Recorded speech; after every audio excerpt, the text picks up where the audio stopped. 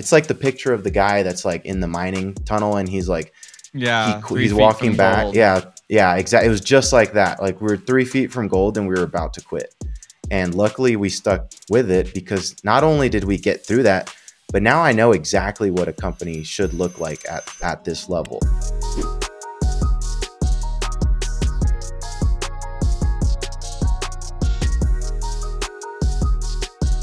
All right, guys, so I have another amazing guest on today, and his name is JR. And so we're going to be diving into, his business a little bit more and what he's been able to do, since starting.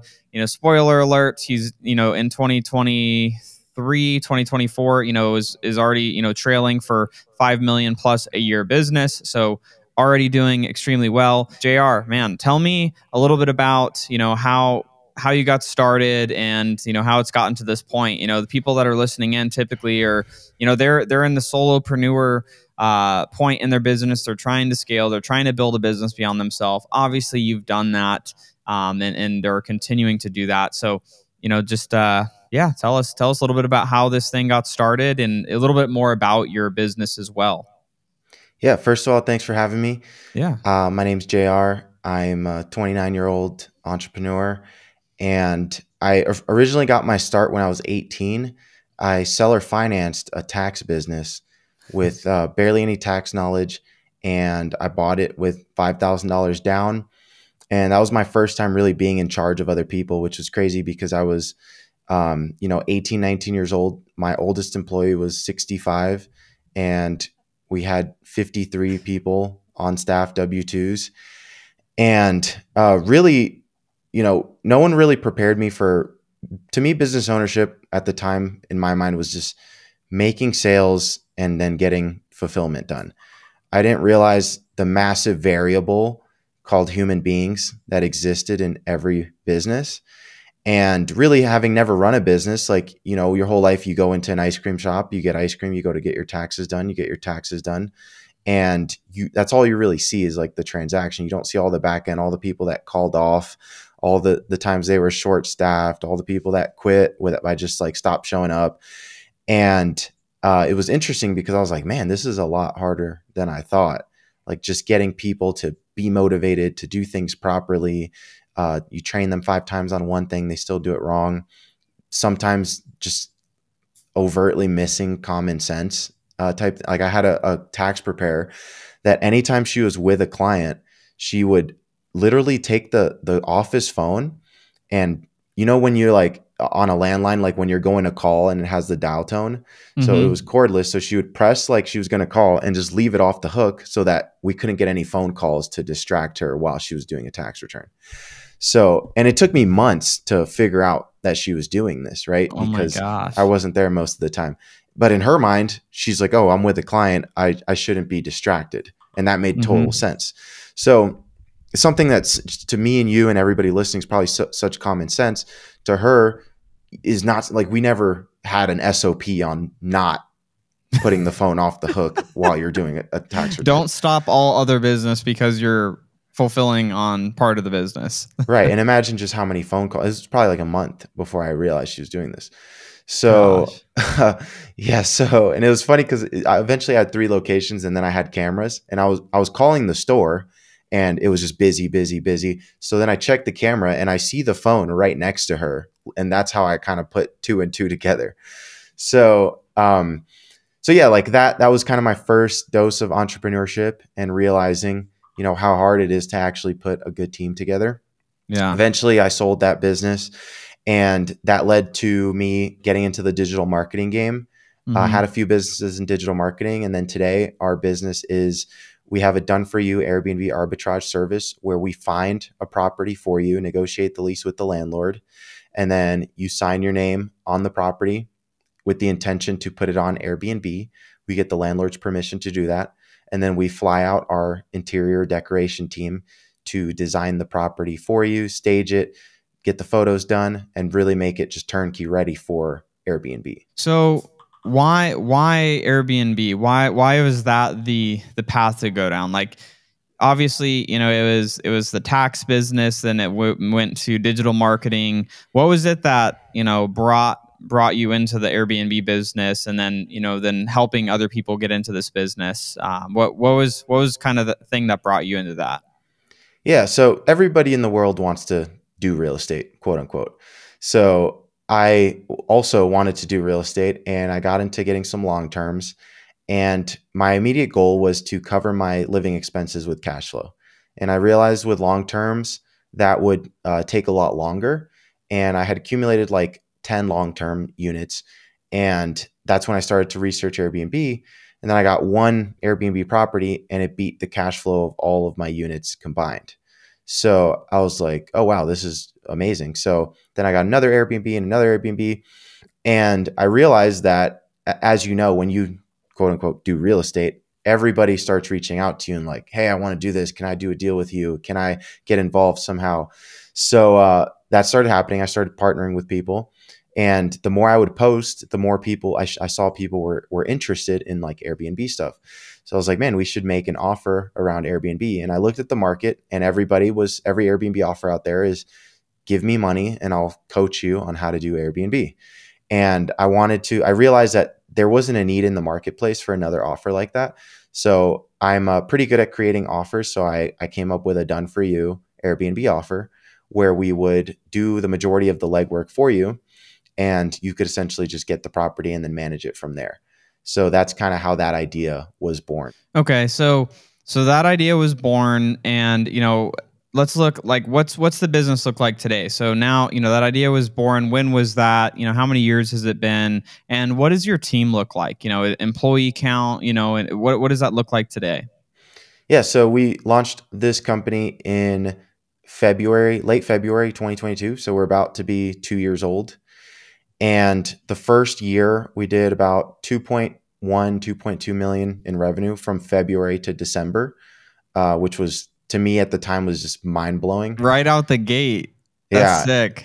And, we started the company with like $3,000 in ad spend. And 2023, we did about $5.1 million. And so far, I think we're trending this year to do anywhere between like 6.5 to 7. Mm-hmm. Obviously, it's the beginning of the year. So Yeah. as far as team, we have about a core team of like 20, and then we have 15 interior decorators, and they're the ones who are kind of freelance, part-time. They fly out, they do one project a month, 2 projects a month on site.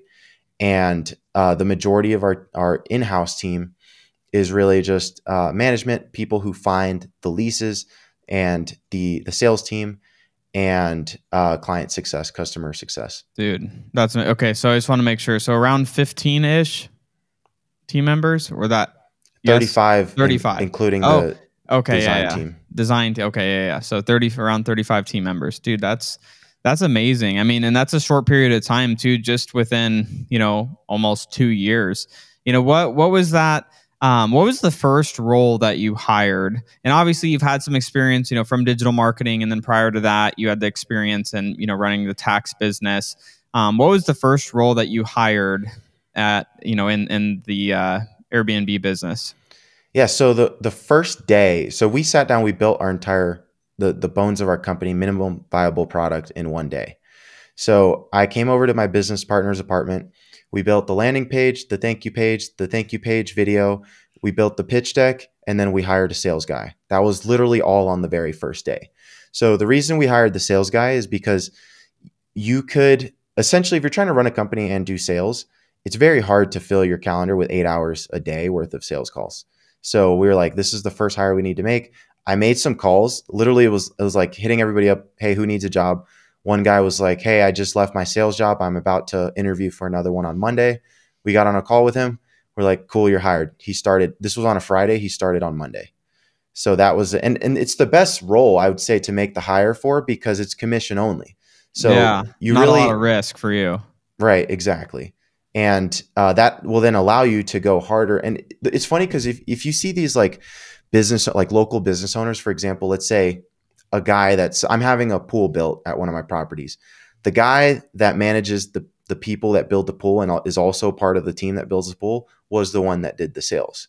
So, and this has been going on for like 15 years. So the average small business owner never even gets to that point. because they're like, No. oh, I don't want to give away some of that, or I don't have enough lead flow or whatever. But if you give away the sales, now you have the time to figure out how to fill their calendar and how to pack out the lead flow.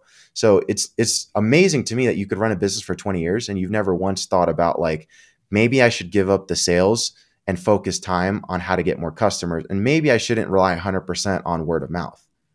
Yeah.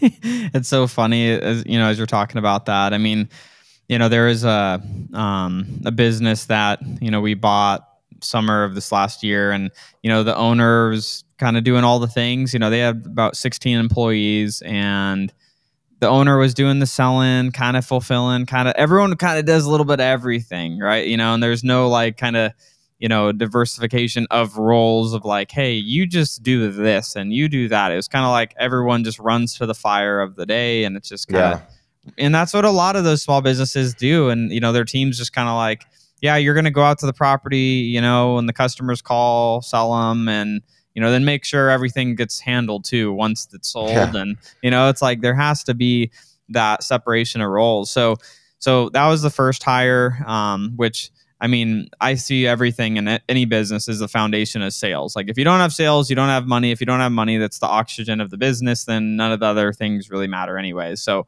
love that. So now, you've scaled up to this point. What do you see as like your biggest challenge now, or the thing that you're currently trying to work through to go to the next level? I mean, obviously it sounds like you're trending already, 6-7 million this year. So still growing, but what do you see as the biggest challenge at this point? Yeah, I actually thought about this quite a bit in preparation for this podcast. And I realized that the top business owners in the world, they have mass leverage. For example, Elon Musk launched the Boring Company, and it was just a side project to him. So he went to someone and he was like, hey, you do all the marketing. Hey, you build a flamethrower and I'll make a couple tweets.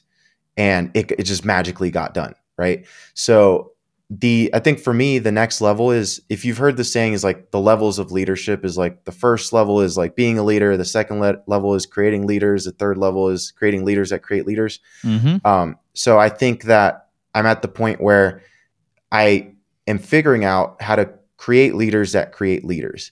And one of my biggest lessons in the past year is like, the first time you hire somebody for like a C-level position, you're probably going to make a huge mistake with that hire. And that's what we did. We found somebody that had no experience. It's actually comical thinking back. They applied for a client success role, and we were like, we think you should be the COO. And it just, everything kind of seemed like it made sense. And then like a week later, moment, you're like, yeah, this sounds good. This is a good decision. Yeah. And then a week later, I was telling one of my friends about the hire. And the first thing he said was, does she have COO experience? And I was like, well, no, but she has like this, and that. And then he was like, then you've made a huge mistake. You should fire her and start over. And I wanted to prove to him that I didn't make a huge mistake. But then eventually we realized that we did. And the cost of that poor decision was, hundreds of thousands of dollars. And once that person, when someone leaves and then you really dive into what they're doing, and you find like, it's like finding dead bodies all over the place. Yeah. You're like, yo, like this is what was going on, or like this wasn't even happening at all. Like, yeah. Yeah. So so another example is me and you recently joined a mastermind that we met, where we met originally. Yeah. So I found out on the last call with the head guy of the mastermind that they fired their CEO who was at the event. I felt like he should be. That guy was too paid for like, he didn't seem like he was really that with it, honestly. and even when we got to ask him like, well, why'd you do that? And he was like, I'm surprised we made as much money as we did with all the things that were missing. He's like, I had discovered 300,000 leads that we had like paid for. These were like full applications, like name, phone number, how much they make, all that kind of stuff. And there has been no contact of them at all in like a year. And so stuff like that, even at that level, having the wrong person or having someone that overlooks things can cost you a lot of money. And typically, like in your C-suite, you put a lot of trust in them, so you're not Mm-hmm. constantly double checking every No. little thing. So I think for me, the biggest challenge now is continuing to find amazing talent, but really finding talent that gives you leverage in the form of, you can say, hey, go, this is the project I want done, go do it.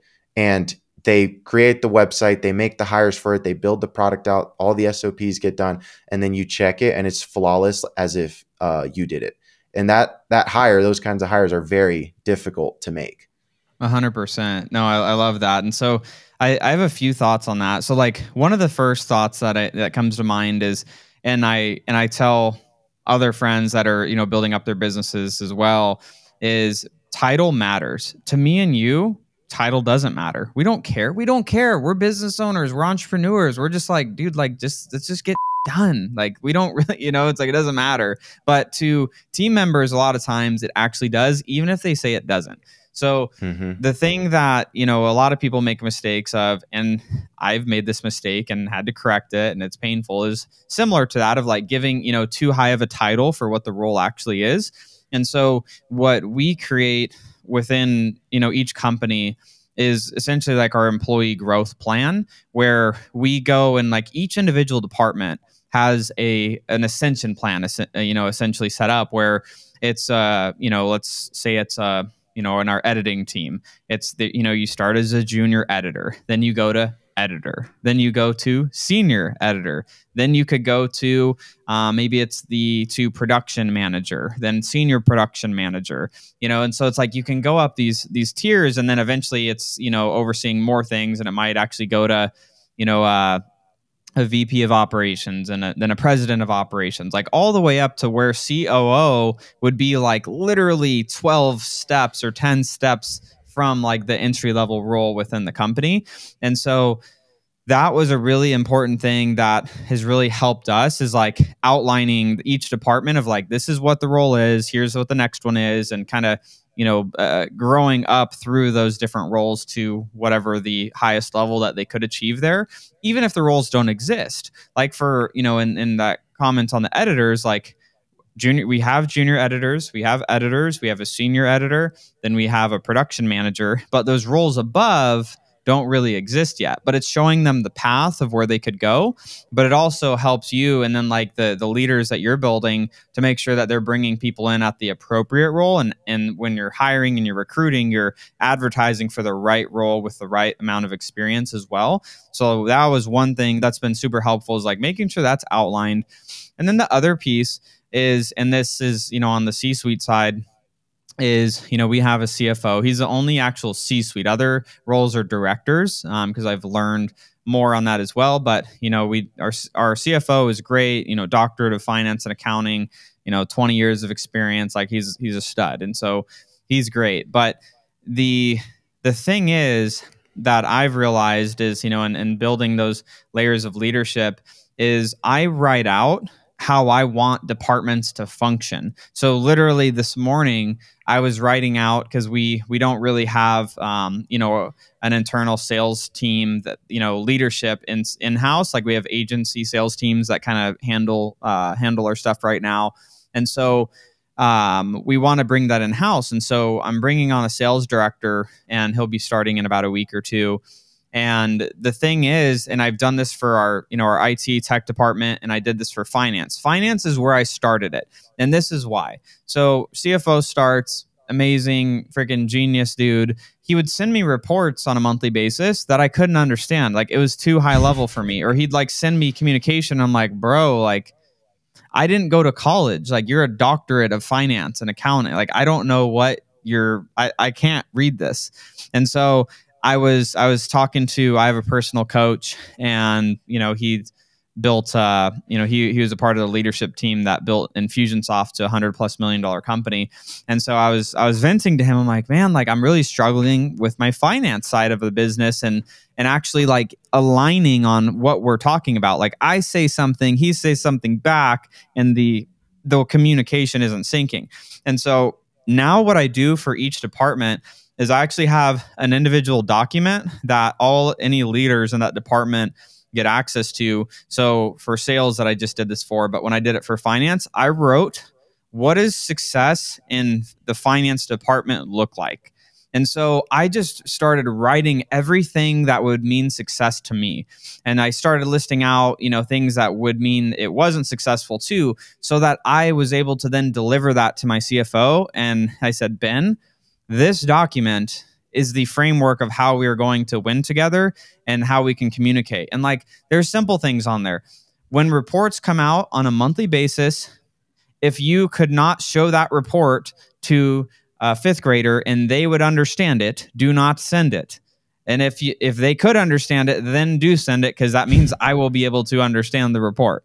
It means that, our companies have X amount of reserves for all of our operating expenses, X amount of months, because that's what I want to see happen. He just handles that. It means that our belief system on distributions are this. So distributions happen this way. Tax distributions happen this way.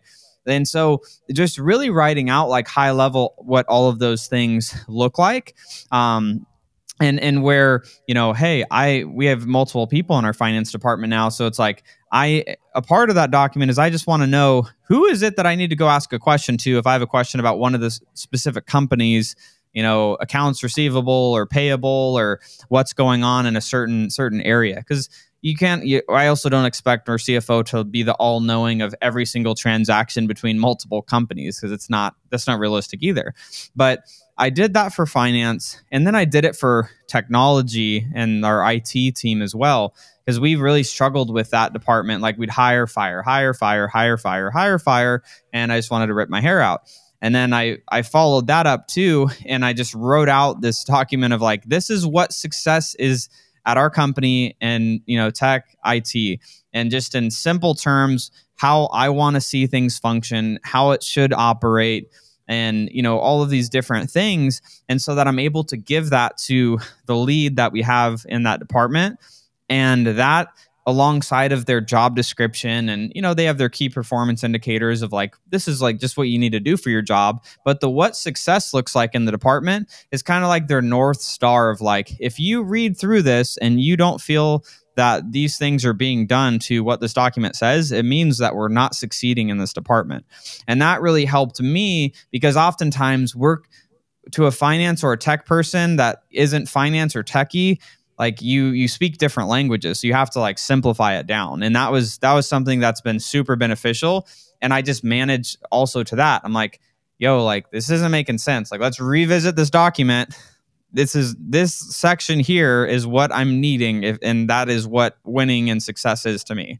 So that's something that I would recommend. I just went on a tangent, but those are a few things that, one, helped that ascension path for roles, and then also the outlining the successful outcome that you're wanting to see, so that you could manage to that versus just, hoping they figure it out. Yeah.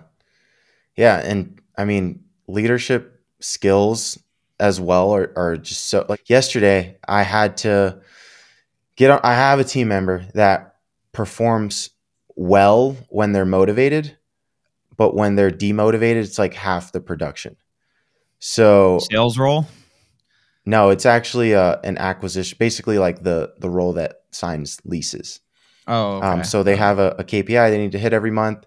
And when she's motivated, she's like 50% above KPI. And when she's not, she's like 20% below KPI.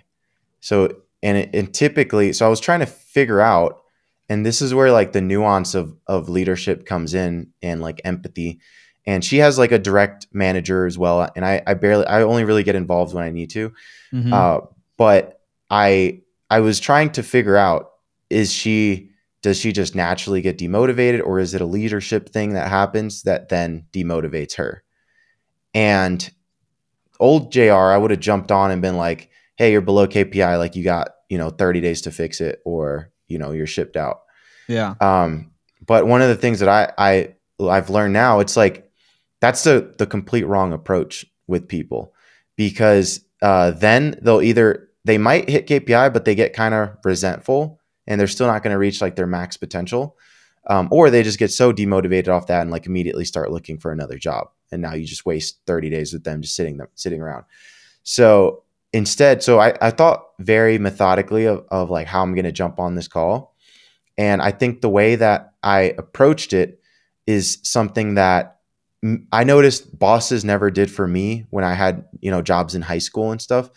So I jumped on and I was like, so the purpose of this call is just to, give each other feedback, see what we can improve as a management team, and then we'll give you feedback as well. So I started with her giving us feedback, and that was probably like a 30-minute conversation right there where you just make them feel heard. And then from there, I was like, okay, cool. So what are some things that you think you're doing well on? And then she told me that. And then I was like, okay, cool. And what are some things you think you could improve on?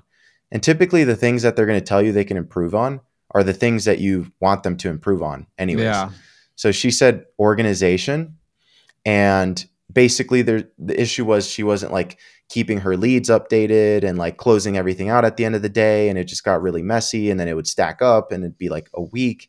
And then it also affected her team because there's people getting her these leads. Now they feel like they're compensated based on her like closing these, and they feel like she's not, It's a whole trickle effect. Yeah. So now that person's demotivated, and then the other people on the team see this happening as well. And then they see like, oh, I can kind of get away with this or get away with that. So it's a huge trickle effect. So I said, the way that I kind of approached this conversation was like, okay, what do you think you can do better? She said organization. And I was like, okay, can you elaborate on that? And then she said the exact thing that we knew was the issue, her staying on top of the leads. So I basically came up with a system where someone else would be accountable.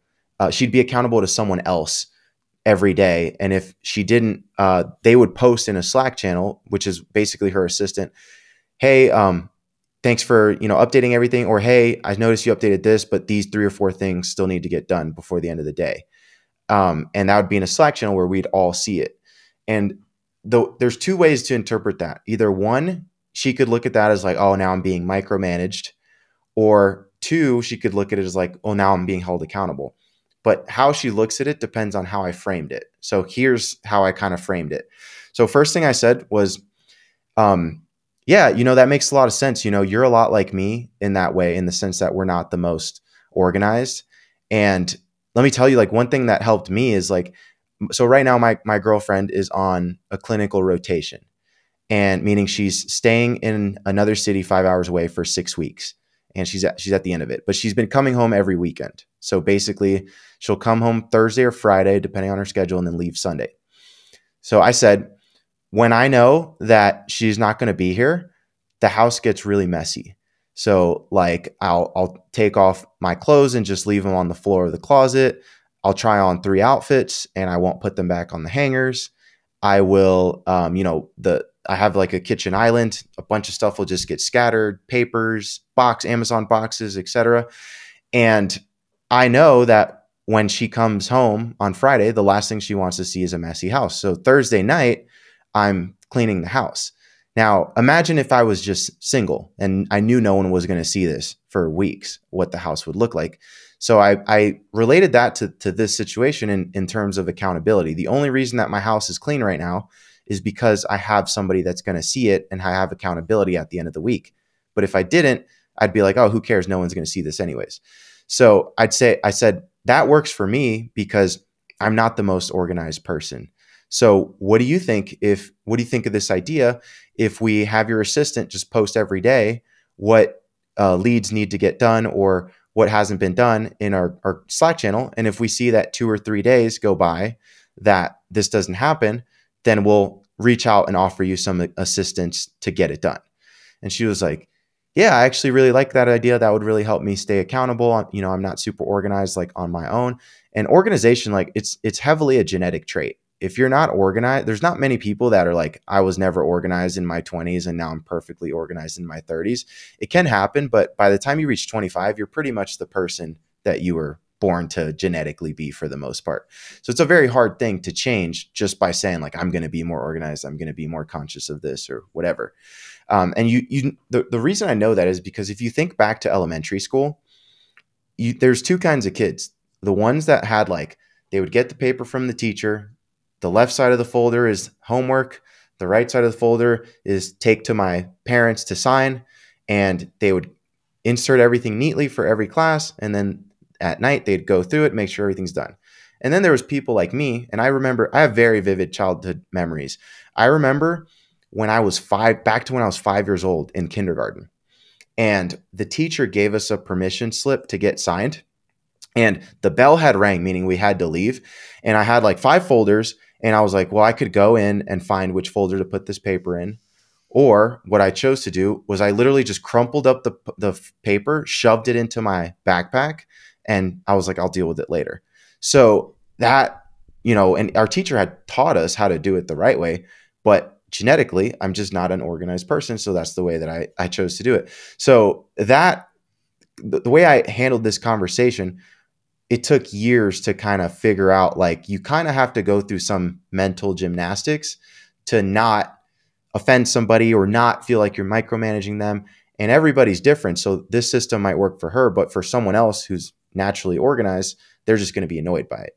100%. And it's, it's always identifying like what's the best approach for this person too. It's like knowing, okay, is this someone that I'm going to communicate more directly because they just want direct communication? Or is it, I'm going to have to tell a story because they're more expressive and they want to, kind of feel like just have some more feeling to the conversation versus, just kind of whatever the personality is a little bit too. And I guess one of the questions I would ask on that is, okay, so you have a sales manager that was managing them as well.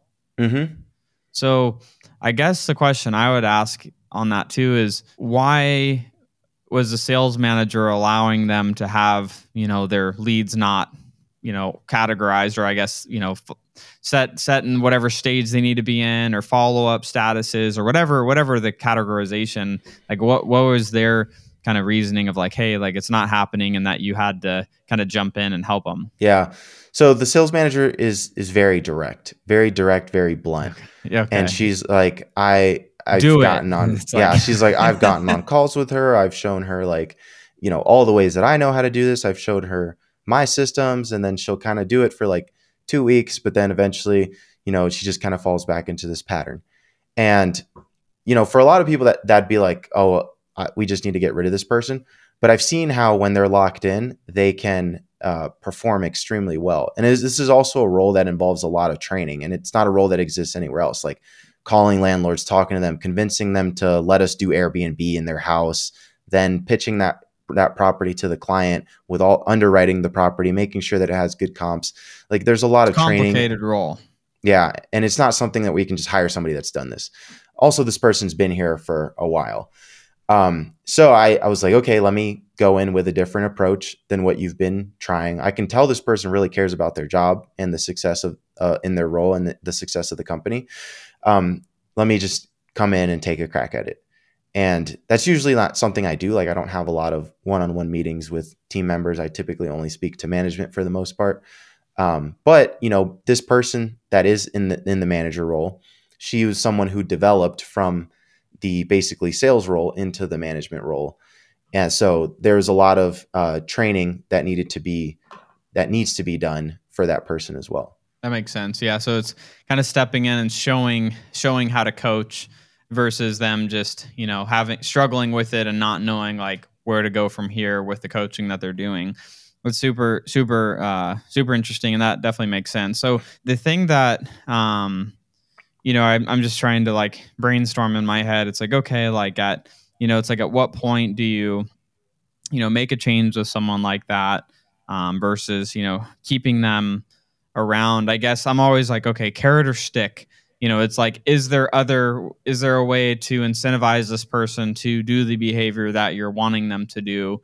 Like, I don't know. Like I try to think of like, okay, what if they, if they had their leads updated 80% of the month, like, so like throughout the entire month, 80% of the time, their commission that they get is tiered a little bit differently that month. So it's like they're incentivized each month to keep up on that, and not at 100%, because no one's going to do it 100%. Like it's not realistic. But I try to think of like, what are like things that could be tied together where it's like, okay, like your commission is this, but if throughout the entire month you achieved 80%, completion of, all leads are tagged or followed up or whatever stage in there, then your commission could be a little bit higher to reward them for doing it. But it's like also, some people they're more incentivized by the stick and they're like scared. And so that makes them take action versus like, oh, the rewards this. So, so I guess, I don't know. Have you considered anything like that of like, tying it into the way they're compensated? Because my guess would be if they were actually, making sure all of those leads were followed up with and everything was done every single day, or at least 80% of the time, they'd probably get more sales, which would make more money. So that it would kind of still make sense to Yeah. pay them maybe a little more. Yeah, no, that's a good idea. I actually haven't thought of that. But yeah, that'd be solid. It'd be solid to make different incentives for different people. And Yeah, and that's sometimes it's like the person is how you kind of have to incentivize it a little bit, and there's like certain things where it's like a measurement of success is either it's just done or not done, and then there's like percentages of completion that could be there. So I always try to think of that with how do we best incentivize people, and then how do reward them for the right behavior that we want to see them do. And test it. I obviously sometimes you do it, you roll something out like that, and you're like, they didn't even freaking care. Like they're still at 62%, compliance of if they work 5 days a week on average, there's 22-ish working days in a month. It's like that could just be something the manager is tracking, and or just flat fee bonus them. It's like, oh, if that if they did that percentage of the time, you're going to get an extra couple sales. Like, what does that mean for the business? And can you just pay them an extra $1,500 flat bonus just for achieving it for that month? Like, I'm always trying to think of that with our team members to like incentivize certain behavior to happen, even though it's like they make a commission. It's like if they do this other thing that's going to help the rest of the company, it's going to make lead gen happy and marketing happy, and then it's going to make fulfillment happy because then we're getting more properties. Like, I don't know, just thinking out loud. yeah, I mean, the best way I've found to change behavior is through incentives. So most of our roles, it's like base plus incentive for the action that we need. And I think that's also a big mistake that, a lot of small business owners make, because even especially like, for example, in construction, like they think like, okay, we're just going to pay this guy hourly to build the pool. So it's like, I always say the divorce lawyer, it's the worst business model in the world for consumers, because the divorce lawyer is incentivized. I mean, any lawyer really, their incentive is to spend as much time as possible. Imagine you got paid for taking longer on everything.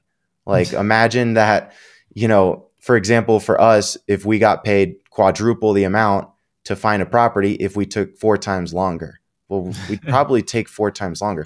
So that's why I think the way that that lawyers bill is pretty flawed in the sense of what's best for the consumer.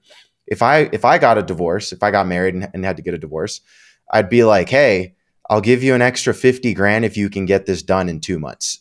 Yeah. And they'd probably get it done a lot faster with a lot less headaches. And in their mind, they're like, oh, shoot, I could drag this out for like 2 years and make 200 grand, but it's going to take 2 years. Or I could get this done in 2 months, make 75, 80 grand or whatever, but I got it done in 2 months.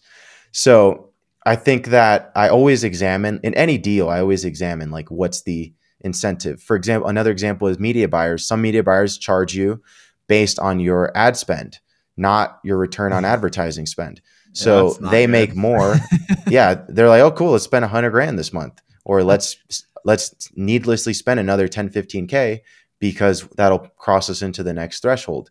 And anytime that incentives are aligned, it doesn't matter if you're like the most saint person in the world, you're an angel, you're always going to operate in alignment with incentives.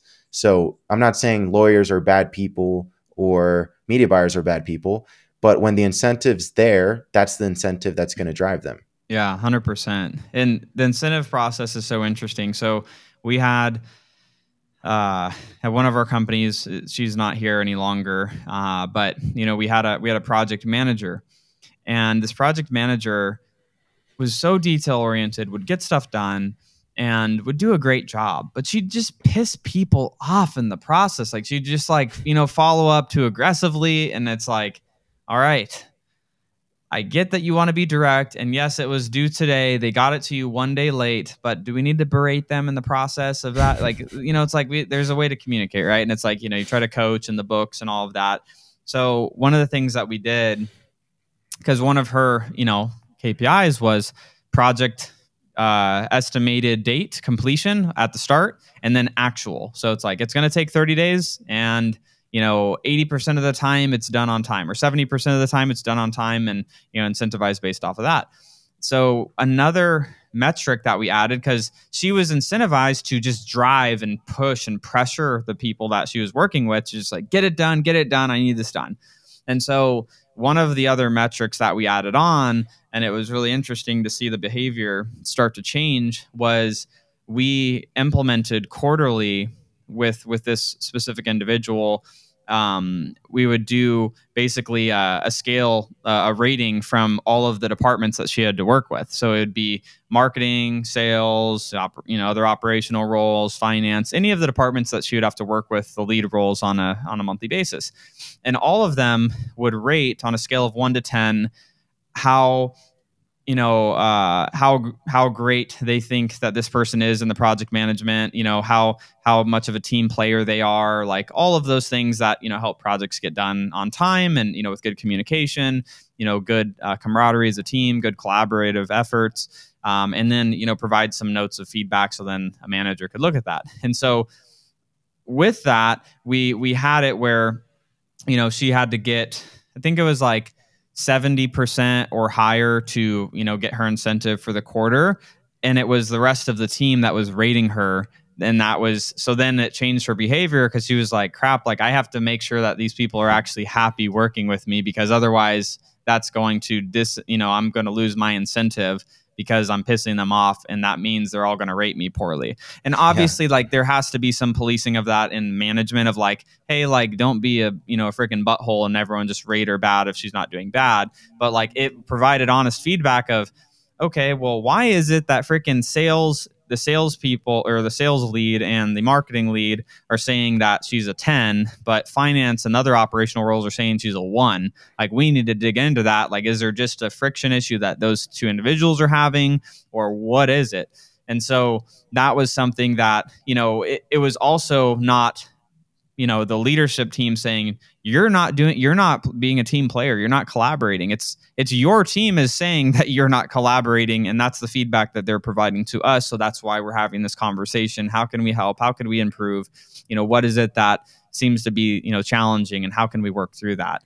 So it's trying to always, it's like leadership is so much like, how do we get all these freaking different personalities to work together well and collaborate and like want to help and not be friggin' pains in the butt or siloed, departments and things like that. So that was something, with roles that, and that was the only role that we've had to do that with, because it was just constant. It was just, they were great, but that was a constant challenge. And so, it's like how, it's these incentives, and it's like, how do you get people to work better together?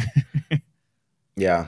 It's a tough thing, and it's not something people think about when they think of like the CEO or COO.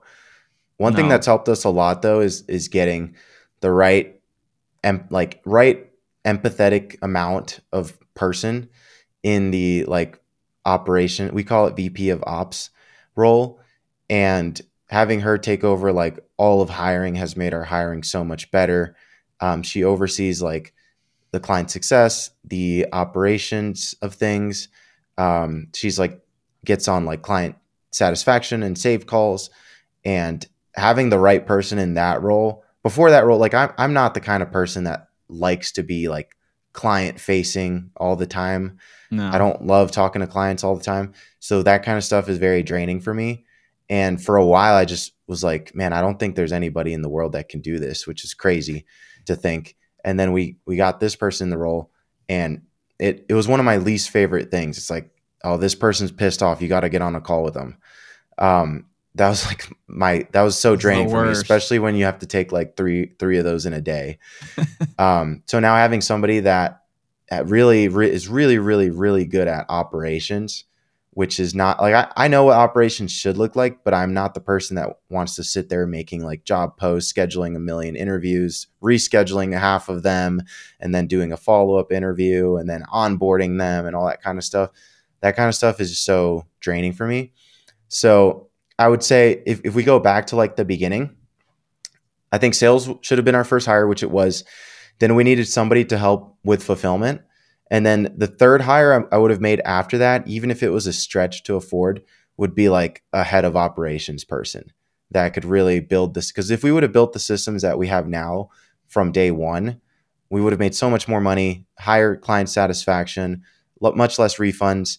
And overall, everything would have just been a lot smoother. And that's something that we just kind of delayed. And no one was really in charge of for like the first year. And I didn't even really know what that role should look like or what they would do or what they would be paid or anything like that. And the first person that we put in the role, kind of melted things down even worse. So then that gave me even less confidence that someone could figure this out. Yeah. And once we finally did figure it out, I was like, man, dude, life is so good now. And that's one of the things, like, I heard someone say this the other day. They're like, oh, I forgot if it was Hermosi or some online guru. And they were saying they were talking to somebody and they were like, oh, I want to sell my company. And they're like, okay, why do you want to not sell it? Well, I'm drained. Okay, well, what's draining you? It's like this, and this. It's like, okay, why don't you just hire somebody to do this, and this? And that was what I should have done much earlier on and really, really focused on that, because those were the things that were draining me. And like a year into this company, not even a year in, we launched in February. By like November, I was already thinking about quitting and doing something else. Because I was like, man, this is just too hard. I just don't, like, no one's ever figured this out. Everything's kind of, some days it just feels like the whole company's just melting down. Oh, yeah. This person quit. This person that used to perform is not performing anymore. These 3 people want refunds. And you're just like, I don't think I'm ever going to figure this out. And luckily, like, I remember about a good week, me and my partner kind of just sat around, like, talking about, like, how are we going to break this down? What are we going to do next? And luckily we stuck with it and figured it out, because it was funny, because from November, when I thought the world was ending, it took until probably about March to really figure everything out. So it took about 5 months of actively working all these problems. Whereas, like, man, it's like the picture of the guy that's like in the mining tunnel and he's like, he's walking back. Gold. Yeah, exactly. It was just like that. Like, we were 3 feet from gold and we were about to quit. And luckily we stuck with it, because not only did we get through that, but now I know exactly what a company should look like at this level. So when we go to do it again, we're starting a new company right now. It's kind of a sister company to what we're doing. And we're starting from day one with everything that we have now 2 years in from here. And I'm like, man, this is so much easier. Like, we're going to blow this up way faster. And that's something I didn't realize, is like, you only have to get the skills once. Once you have the skills, you have them for life. 100%. Yeah. And I just want to, speak on, you're talking about the things that are draining, right? Because I think that's where, and especially people that are in like more of the solopreneur stage, they're wanting to scale, they want to grow, they want to build a business beyond just themselves and, have more flexibility, freedom, profitability. Yeah, I think that is one of the most understated things in growing a business, is like recognizing your energy, and the things that give you energy or take energy away from you usually will give you the idea of what things you need to get delegated or outsourced sooner, because you're going to be able to do more. Like for me, I don't do good with, if you had me making sales calls all day, like within like half the day, I would want to jump off the roof of my house and be like, dude, I'm done. Like, I hate this. Like, I don't want to haggle with people and negotiate. And like, I'm happy to negotiate bigger deals and things, but like, I'm not trying to collect $2,000 on the phone from someone. Like, I'm like, oh, kill me now. Like, I don't want to do that. Yeah. But there's other people that they're just like juiced and like, dude, like, I got 4 people to collect $2,000 from today. Like, I'm hype. Like, I'm going to the club and bottles, and like, they're hype. And it's like, I don't want to do that, So it's like, everyone has the things that give them energy or take energy. And I think that's a lesson of, you find out when you're in a good sweet spot of the things that you should be doing in your business when you like to do them, you're good at them, and you actually get energy from doing them, and it's leading to your business actually making profit too. Like that's important. But I think a lot of people get stuck in that, like you said, and they're just like, oh, like I'm just drained from doing it. And for people listening, I don't want people to think like, oh, well, if I'm not happy doing certain things, like I shouldn't have to do any of them. It's like, well, sometimes you also have to do what you have to do until you could do what you want to do. Like if you don't have the funding to hire someone to do your finance or operations, it doesn't mean that it doesn't need to be done. It's just like you just need to do it for a little bit and like trudge your way through it. And like it's not fun, but as soon as you possibly can, get someone else to help you with it. And so that's something that, you know, I'm always trying to monitor that myself of like, what are the things that I'm working on that are giving me energy? And what are the things that like I work on it for an hour and I'm just like, oh, like just drained. And one of those things is writing out like kind of what success looks like for departments and, you know, for certain roles, like certain, like basically now director and above roles, I'll still write like the keys of success for the role. But now, because I'm like, I don't like the nitty gritty part of writing it. So I'm like, how do I do this? So I met with my assistant earlier and I'm like, I don't want to do this anymore. I don't get a lot of energy. It takes me like 2 hours to do one of these each time I do. So now what I'm doing, and I'm testing it. It's just a test. So we'll see. But I'm recording a Loom, like just kind of going over it and just like explaining what I'm expecting from the role, what I'm seeing as successful outcomes. And then I passed it to her to see, you know, have her write it and then see how that shakes out instead of me spending 2 hours on it. It was like 16-minute Loom instead. But, you know, it's like identifying like where that energy is at is super helpful because you're going to do better work when you're energized too. So with that, you know, I guess any other areas that you're like, you know, trying to break through or, you know, go to the next level and that you kind of want to talk through before we wrap here in a few. Yeah, I'm curious what your thoughts are on attracting A players and how you identify one in the interview process, and more importantly, how you keep an A player once they're on the team. I love that. So I think through a lot of making mistakes, we've learned a lot of things, but we have a multiple step interview process.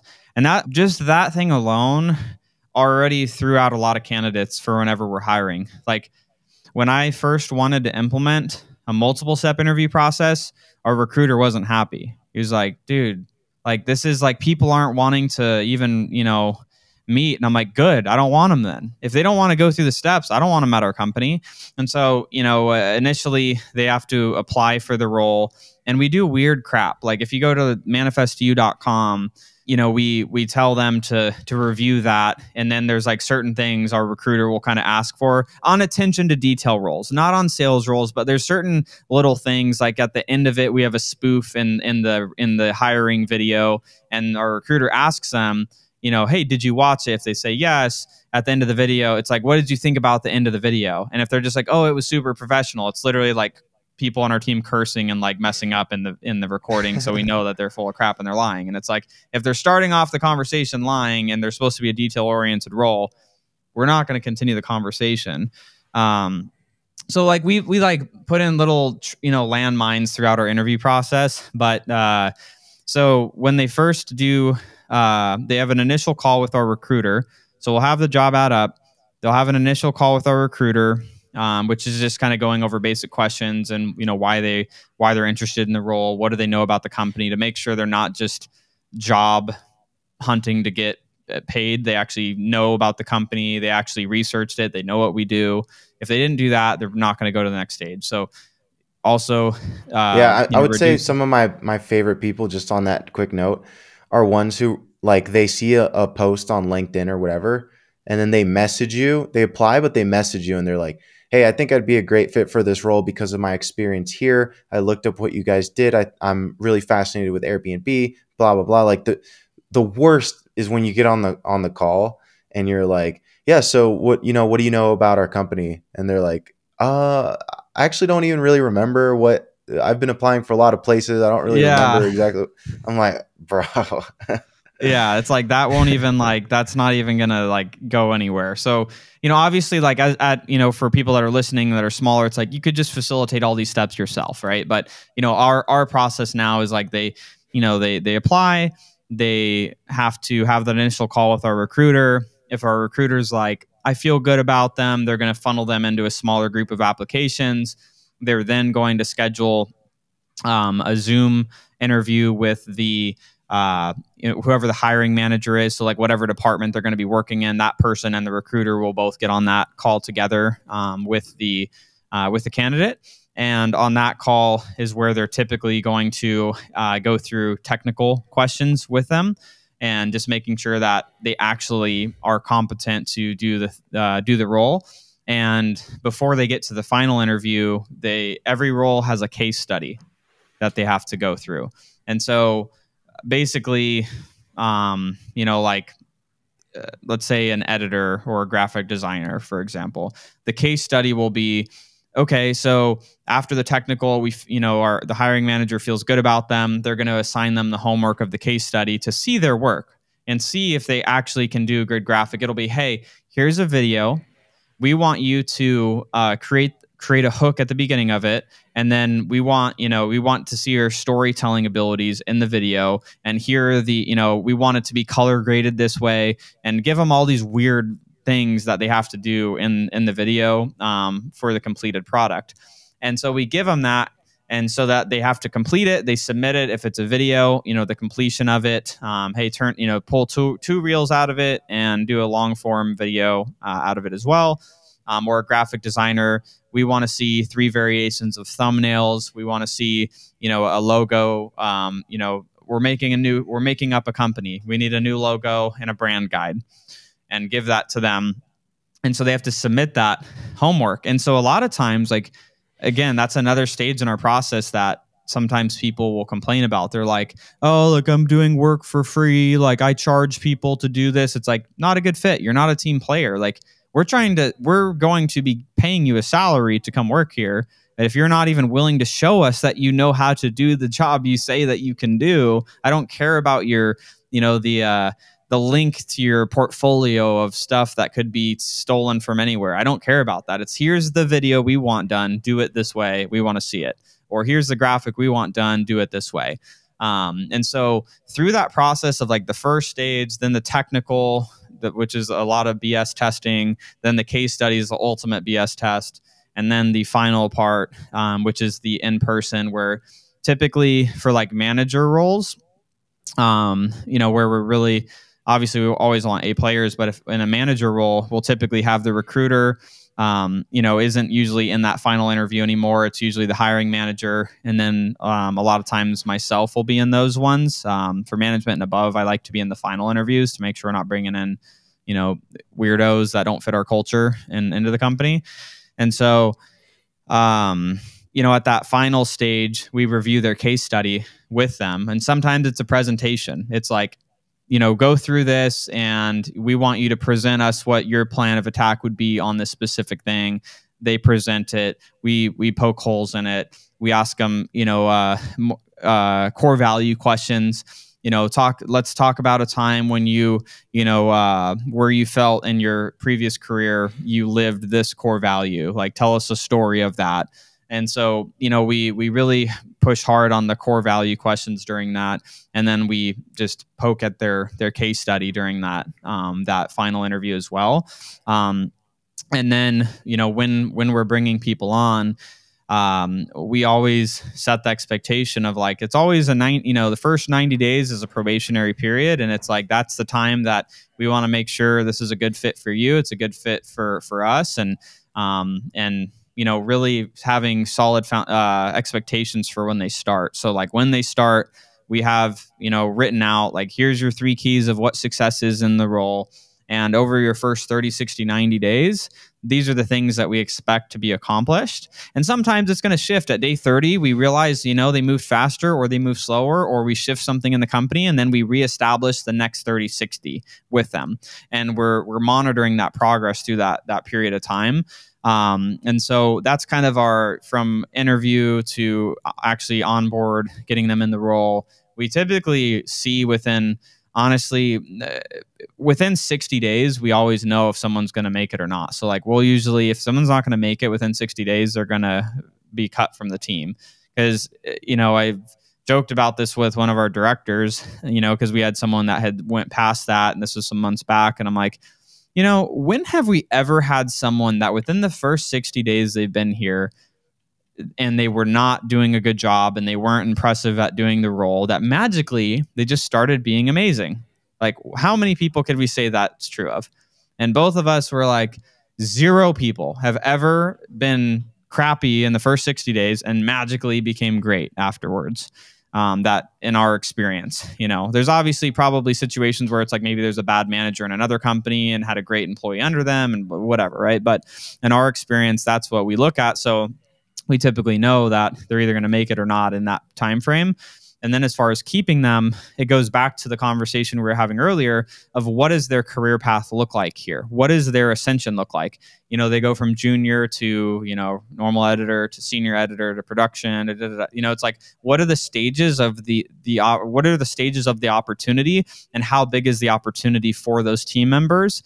For A players, I think it's one, alignment of core values, that you're tight on the values and, you believe in the same thing there.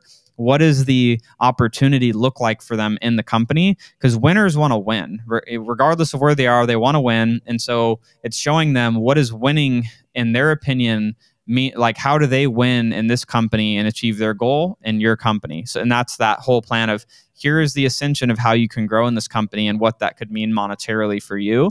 And it's coaching them to grow into that over time. That's really the way I look at it. Is A players, they want to know, how do I achieve my goals in this company? And it's painting the vision of this is where we're going as a company. When we reach this level in the company, this role is going to be needed that doesn't exist right now. And that is a role that you could have an opportunity to work towards and earn.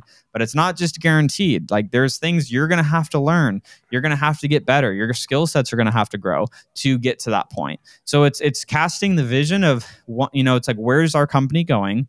And then in that, what does that mean for the individual? So it's like showing where their path is really going to be, I think, is one of the most important parts. And finding A players, retaining A players, and then, cultivating a team of more A players.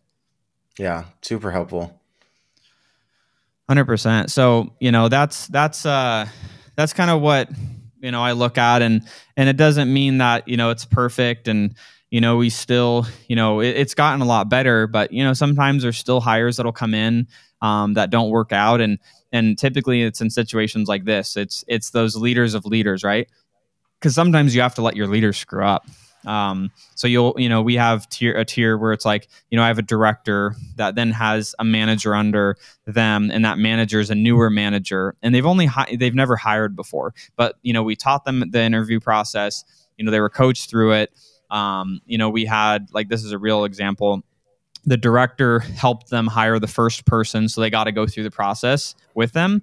And then we gave them the opportunity for another role that needed to be hired on their team for them to do it, and just like kind of watch them through it. Gave them some guidance, but let that person pick the hire that they actually brought in. And the person that this new manager brought in, more on their own, didn't end up working out. But we gave them the gift of having the opportunity to learn, and then have a reflection of why didn't they work out? What could I have done better in the interview process? What are the things that I missed? What were maybe some of the red flags? Does that cost our company some money? Yeah, but the experience of that newer manager now having that, like, what is the likelihood that they're going to improve on, future hires they bring on? It's kind of, I see it as just like an investment in the team. And obviously it's like not going to let a role that's like critical, mission critical, bring in, that's going to just destroy the company either. Right. It's like, it was a more minor kind of supporting role that they brought in, so, but Yeah. it's the gift of learning. But yeah, that's kind of my 2 cents on that. But, I know we're running up on time here. So just want to ask you this one last question, JR, before we wrap. And it is, for those that they're a solopreneur right now, they haven't built a team yet, but they want to. What would you say is words of encouragement, or anything that you would leave them with to get the confidence to start building that team, and so they could actually create a business that's, beyond just themselves? Yeah, my last company, I was in the same spot. Like I was doing all the sales, all the fulfillment, and I remember vividly having the thought of like, I don't know, I don't feel like I'm qualified to train a salesperson or hire a salesperson. I don't feel like, it was outside the realm of like possibility in my mind that I could hire somebody to do sales well. And I was stuck on like, well, I need to figure out how to sell this successfully first. Which there's some truth, like it was a new offer, unproven offer. But really hiring the salesperson and then managing them and listening to their calls, we figured out how to sell the program and how to repackage it and change the offer up. So just know like I was in a position where I also was doing everything, but there's, two kinds of people: the person that 20 years from now, they're still doing everything, or the person who's like, let me just make the hire. And once I free up sales and I have somebody who's dependent on their sales income, now I have the bandwidth to figure out how to fill up their calendar, which ultimately is going to make me more money. So Mhm. just trust in that process, especially if you sell something that's like a commodity or something that someone else has figured out, and that it's been figured out already. It's I'd say just jump out there, hire your first salesperson, make mistakes, monitor them closely, listen to all their calls, have daily meetings with them. And once you free up that time, then just focus on filling up their calendar. And then that'll create new issues in fulfillment and scaling fulfillment. And you just figure it out one step at a time. One of my mentors, I'll kind of end with this. There's a movie called The Martian, or Martian, with Matt Damon, where he basically gets stuck on Mars. He's like an astronaut. They go to Mars. Everyone thinks he's dead, but he's actually on Mars. And he ends up getting off Mars. Spoiler alert. And the last scene, if you just YouTube last scene Martian or professor scene Martian, he's like a college professor. And he's like giving the beginning of the lecture, and he's like, ground rules. And I know you guys are going to ask, how did you get off Mars all by yourself? And he's like, if you look at the task as getting off Mars, then it's impossible. But if you focus on solving one problem at a time, you solve one problem, then you solve another problem, then you solve another problem, and you're only ever solving one problem at a time. And soon enough, you solve enough problems and you get to go home. But if you look at it as this monumental task, then you're never going to get off Mars. And that's kind of how the movie went. Like first he had to figure out food, then he had to figure out communication, then he had to figure out whatever else. So it was just him solving these one problems at a time. And it's very similar to business. First you figure out sales. Your next problem is I need to figure out how to fill their calendar. The next problem is now they're not closing. So now I need to figure out how to get them up to 30% closing rate. Then the next problem is now their appointments have kind of gone down. Then you fix that. Then now you're signing up too many people and you don't have the bandwidth to fulfill them all properly. Then you solve that. And then the next step is now you're kind of involved in everything. So you need some managers. Then you solve that. And every problem, you're making progress when a problem creates a new problem. And that's typically how it goes. So it's the natural progression of business. Just do it. Like, don't be one of those guys that in 20 years has never even thought about hiring a salesperson and just does it all himself. It's just so silly. 100%. At events and things that, I'll help facilitate and, talking with business owners, the thing that I tell them is there's a difference in the person that, there's a lot of like real estate agents is like a very common one. It's like real estate agent says, I've been in business for 20 years. And my response to that, because they're doing everything the same, is you really have only been in business 1 year 20 times, because you're doing the same thing over and over again, expecting some different result to happen, but you're not making changes, you're not improving, you're not building a team. So it's like you're in the same spot. So that's my thoughts on that as well. And JR, appreciate having you on. Where can people find you? Obviously on when this comes out on Spotify, iTunes, YouTube, we'll have your information, but anywhere that you want people to find you, website, Instagram, anything like that? Yeah, at JR Rivas, Rivas, on Instagram and YouTube. Love it. Appreciate you, man. We'll talk soon. All right, thanks.